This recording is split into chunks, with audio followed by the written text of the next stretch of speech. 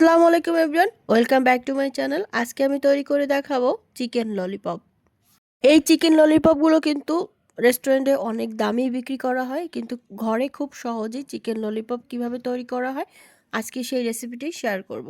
আর এই চিকেন ললি কিন্তু ছোট বড় সবাই অনেক পছন্দ করে। আর ললি তৈরি করার জন্য আমি এখানে নিয়েছি চিকেনের লেগ পিস আর মুরগির ডানার উপরের যে অংশটা থাকে সেই মাংসটা নিয়েছি। এটা দিয়েও কিন্তু খুব ভালো চিকেন ললির শেপ আসে। এবার আমি চিকেনের যে লেগ পিসটা ওইটাকে কেটে নিচ্ছি।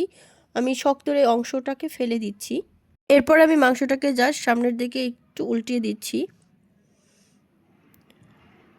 খুবই ইজি, মাংসটা কিন্তু সামনের দিকে এরকম জাস্ট একটা গোল রাউন্ড শেপ থাকবে ললি আকারে। আর এভাবে আমি সবগুলো মাংসগুলোকে করে নিলাম। আর এবার আমি মাংসের ভিতরে দিয়ে দিচ্ছি 4 থেকে 5টা গোলমরিচ গুঁড়ো। এবার দিচ্ছি 1 টেবিল চামচ গুঁড়ো মরিচ। আর এখন দিচ্ছি আমি 1 টেবিল চামচের মতো আদা বাটা, 1 টেবিল চামচ দিচ্ছি রসুন বাটা, 2 টেবিল চামচের মতো দিব সয়া সস। যেহেতু সয়া সস দিয়েছি তাই লবণের পরিমাণটা একটু কম দিচ্ছি।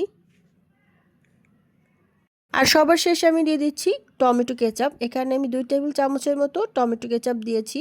আর এবার আমি খুব ভালো করে এই মশলাগুলোকে চিকেনের সাথে মিক্সড করে নিব। মাংসগুলোর ভিতরে খুব ভালো করে হাত দিয়ে মিক্সড করে দিতে হবে, এতে করে কিন্তু ম্যারিনেটটা ভালো হবে আর চিকেনগুলো খেতে কিন্তু অনেক অনেক মজার হবে। আর আমি এইটাকে মিক্সড করে রেখে দিচ্ছি 30 মিনিটের জন্য ম্যারিনেটে। ওভারনাইট চাইলেও ম্যারিনেট করা যায়, সেক্ষেত্রে কিন্তু চিকেনটা অনেক জুসি হয়। এখানে একটা ডিম নিয়েছি আর ডিমের কুসুমটাকে আমি সরিয়ে রাখছি। এবার খুব ভালো করে ডিমটা ফেটিয়ে নিয়েছি। আর অন্য একটা বাটিতে নিচ্ছি কর্নফ্লাওয়ার 2 টেবিল চামচ আর ময়দাও দিচ্ছি আমি 2 টেবিল চামচের মতো। এবার এই শুকনো উপকরণটা আমি একটু মিক্সড করে নিচ্ছি। আর অন্য একটা বাটিতে আমি নিচ্ছি ব্রেড ক্রাম্বস। এবার আমি সেই ম্যারিনেট করা চিকেনগুলো নিয়ে নিচ্ছি। আর চিকেনটাকে আমি প্রথমেই ময়দা আর কর্নফ্লাওয়ারের মিশ্রণটাকে মিক্সড করে নিচ্ছি। অবশ্যই এখানে ময়দা সাথে কর্নফ্লাওয়ার দেওয়ার চেষ্টা করবেন, এতে কিন্তু উপরটা লেয়ারটা পাতলা হয় এবং ক্রিস্পি হয়। এরপরে আমি ডিমের ভিতরে দিয়ে এবার আমি উপরে একটু ব্রেড ক্রাম্বস খুব ভালো করে লাগিয়ে নিচ্ছি। একটু সময় নিয়ে ব্রেড ক্রাম্বসটা লাগিয়ে নিতে হবে, যাতে করে উপরের অংশটা কোনো অংশে ফাঁকা না থাকে। আর এভাবে করে আমি সবগুলো চিকেন তৈরি করে নিয়েছি। আর এটা ভাজার জন্য আমি একটা ফ্রাই প্যানে পর্যাপ্ত তেল দিয়ে দিয়েছি। আর তেলটা গরম হয়ে আসলে আমি এক এক করে চিকেনগুলো দিয়ে দিচ্ছি।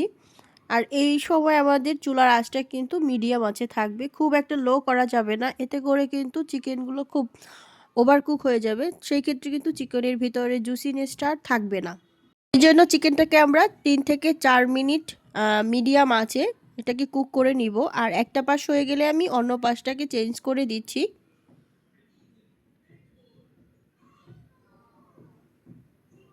চিকেনগুলোকে আমি দুই পাশেই সেমভাবে ভেজে নিয়েছি। আর এবার একটা বাটিতে সার্ভ করে নিলাম। চিকেন ললি কিন্তু বড়দের পাশাপাশি বাচ্চাদেরও খুবই পছন্দ একটা খাবার, তাই এভাবে খুবই সহজে বাসায় কিন্তু চিকেন ললি তৈরি করে নেওয়া যাবে। আমি চেষ্টা করেছি খুব সহজেই রেসিপিটি শেয়ার করার। আশা করি আপনাদের ভালো লাগবে। আর ভালো লাগলে অবশ্যই আমার চ্যানেলটাকে সাবস্ক্রাইব করে আমার চ্যানেলের পাশেই থাকবেন। আজকের মতো এই পর্যন্তই, দেখা হবে অন্য কোনো ভিডিওতে। আল্লাহ হাফেজ।